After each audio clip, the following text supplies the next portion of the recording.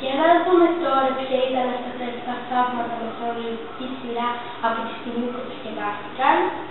Ήταν τα εξής: η Μεγάλη Πυραμίδα της Γίζας, Αίγυπτος, η κρεμαστή κήπη της Βαβυλώνας, Μεσοποταμία, το σκελεφάκι Άγα Μεσοδία, Ολυμπία, ο ναός της Άρτεμις, Έφεσος, το μαυσολείο της Αλικαρνασσού, ο Κολοσσός της Ρόδου, ο Φάρος της Αλεξάνδρειας. Η κρεμαστή κήπη της Βαβυλώνας.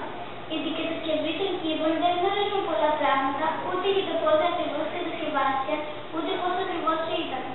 Υποθέτουμε ότι κατασκευάστηκαν το 800 π.Χ. Ναβουχοδονόσορ ή το 600 π.Χ. βασίλισσα Σεμιράμι. Σύμφωνα με τις περιγραφές, ήταν ένα μεγάλο κατασκεύασμα στη μέση μιας άνετης έκτασης χωρίς φυτά και δέντρα. Εκεί λοιπόν ήταν το ιδανικό μέρος να δείξουν οι άνθρωποι ότι μπορούν να υπερβούν τη φύση και να πραγματοποιήσουν αυτό που θέλουν οι ίδιοι. Μάλιστα, δεν επιθυμούσαν απλά να κατασκευάσουν ένα τεχνητό κήπο, αλλά κάτι ακόμα πιο μεγαλειώδες. Οι κήποι αυτοί να ανεβαίνουν προς τον ουρανό ώστε να προκαλούν μεγαλύτερη εντύπωση. Όπως μας πληροφορεί ο Στράβων, είχαν μήκος και πλάτος περίπου 120 μέτρα και ύψος 25 μέτρα.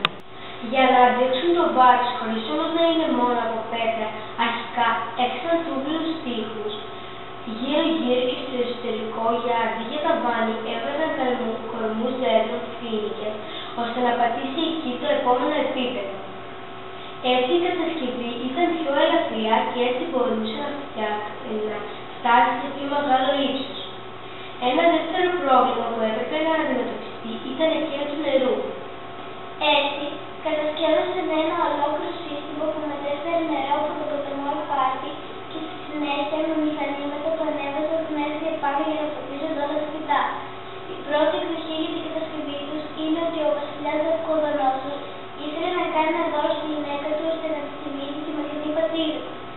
Μέσα στους κήπους υπήρχαν πηγές